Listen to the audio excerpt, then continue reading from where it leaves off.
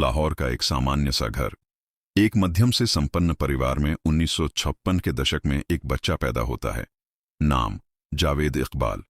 बचपन के कुछ अंश सामान्य दिखते हैं, स्कूल, बहन भाई, पढ़ाई। पर अंदर कुछ असामान्य था। वह अकेला रहने वाला, बंद व खामोश। वक्त के साथ यह अलगाव गहरा होता गया। जो चीज बाहर दिखाई नहीं देती वही अक्सर भीतर उबलती रहती है। जावेद बड़े होते हुए शहर के बाजारों में छोटे मोटे काम करता। उसने कभी बहुत ऊंची उपलब्धियां हासिल नहीं कीं, पर उसने समाज में एक सामान्य चेहरा बनाए रखा। कभी दुकान, कभी मरम्मत का काम, कभी कंप्यूटर या वीडियो गेम वालों जैसा ढांचा। यही चेहरा उसे लोगों के बीच स्वीकार्य बनाता रहा। बच्चे उसकी दुकान पर आते, वह उन्हें ट्रीट देता, मदद का झूठा भरोसा देता, और कुछ लोग उसे केवल एक सज्जन स्थानीय दुकानदार समझते रहे। लेकिन जहां समाज की नजर बंद थी, वहीं कुछ और घटता रहा।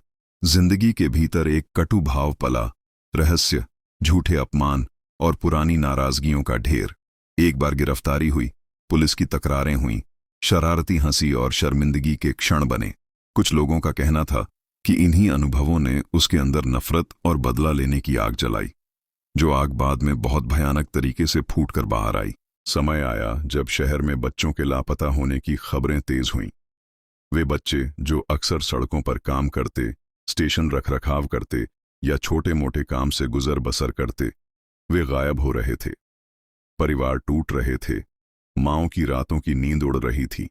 स्थानीय पुलिस दबाव में थी, मीडिया ने सवाल पूछे, पर कोई स्पष्ट सुराग नहीं मिला जब तक सच खुद सामने नहीं आया।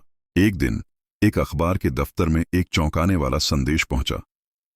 एक व्यक्ति ने खुद को दोषी ठहराया और कहा कि उसने सैकड़ों बच्चों के साथ जो कुछ किया वह उसके ही हाथों हुआ। ये मानो शहर की रूह पर एक झटका था। पहले तो लोग मजाक समझ बैठे, पर साथ में मिले कागजात, तस्वीरें और छोटी छोटी बातें ये साबित करने लगीं कि सामने खड़ा सच है। पुलिस ने जांच शुरू की, और उस जांच के दौरान एक सामान्य से घर में कुछ ऐसी चीजें मिलीं जिन्होंने अदालत और देश को हिला दिया। उपकरण, घरेलू सामान, कुछ निजी रिकॉर्ड। पर सबसे भयानक बात यह थी कि जिन बच्चों के गायब होने की रिपोर्टें थीं, उनके बारे में सुराग उन्हीं दस्तावेजों में थे। यह कोई फिल्म का खुलासा नहीं था, यह असली जीवन का कड़वा सच था। जब आरोपी कोर्ट में पेश हुआ, वह उतना ही शांत दिखा जितना कि बाहर से हमेशा रहा था। उसने अपने जुर्म कबूल कर ली। उसने कहा कि उसने कई बच्चों को मार दिया। उसने कहा कि उसके अंदर जो दर्द था वह उसके इस कृत्य की वजह बना। उसके शब्दों में कोई पछतावा जैसा महसूस नहीं हुआ, केवल ठंडी गणनात्मक विरक्ति। अदालत ने इस मामले की संजीदगी को समझते हुए सजा सुनाई। एक सख्त, ऐतिहासिक फैसला जो किसी भी तरह के अपराध का कठोर निवारण पेश करना चाहता था। कहानी यहीं थम नहीं थी। इस पूरे केस में कई ऐसे सवाल थे जो समाज को गहराई से झकझोरते हैं। कैसे एक इंसान दशकों तक अपना चेहरा बदलकर ऐसा भयकारी काम कर सकता है? कैसे हमारी संस्थाएं, जो बच्चों की सुरक्षा की जिम्मेदार हैं, उन संकेतों को नजरअंदाज कर देती हैं? और सबसे बड़ी बात, हम समाज के सबसे नाजुक लोगों के बारे में कितना सच जान पाते हैं और उनकी सुरक्षा के लिए किन मार्गों की आवश्यकता है? मामले की सुनवाई के दौरान और इसके बाद हुए सार्वजनिक विमर्श ने कई पहलू उजागर किए। पहला, बचपन में हुई उपेक्षा और उत्पीड़न किसी व्यक्ति की मानसिकता पर गहरे प्रभाव छोड़ते हैं।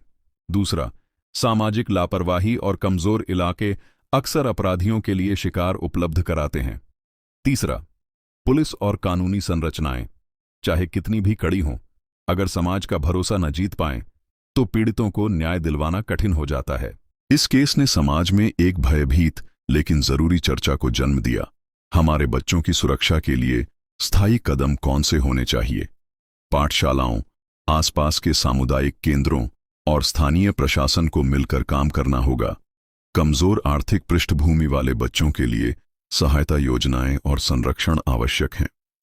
लोक समाज को जागरूक बनाना होगा कि किसी भी तरह की असामान्य गतिविधि की सूचना तुरंत दी जाए और बच्चों की देखभाल सभी की जिम्मेदारी बने।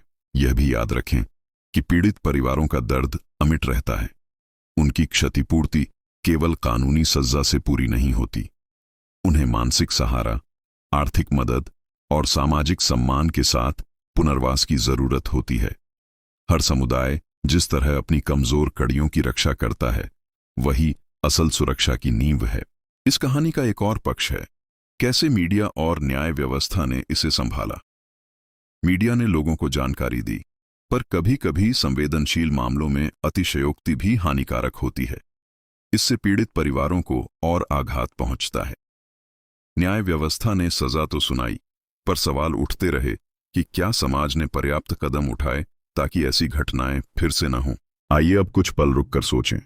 इस तरह की घटनाओं के पीछे व्यक्तिगत से लेकर सामाजिक, आर्थिक और विधिक कारण कैसे जुड़े हुए हैं। जिन बच्चों को हम खो देते हैं, वे सिर्फ आंकड़े नहीं, उनकी यादों को, उनके परिवारों की जरूरतों को, उनके भविष्य की उम्मीदों को हम भूल नहीं सकते। हर ऐसे केस के बाद हमें यह सुनिश्चित करना चाहिए कि हम अपनी नीतियों और व्यवहार में सुधार करें, ताकि भविष्य में और कम से कम बच्चों की सुरक्षा खतरे में रहे। कहानी का अंतिम अध्याय इसी तरह के सुधारों की उम्मीद में खुलता है। हाँ, न्याय हुआ, पर क्या यह न्याय के बाद के कामों का अंत है? बिल्कुल नहीं। हमें सामुदायिक सुरक्षा कार्यक्रम, बच्चों की शिक्षा और सामाजिक सुरक्षा योजनाओं में सुधार लाना होगा। पुलिस और प्रशासन को गरीब इलाकों में बच्चों के संरक्षण के लिए सक्रिय होना होगा।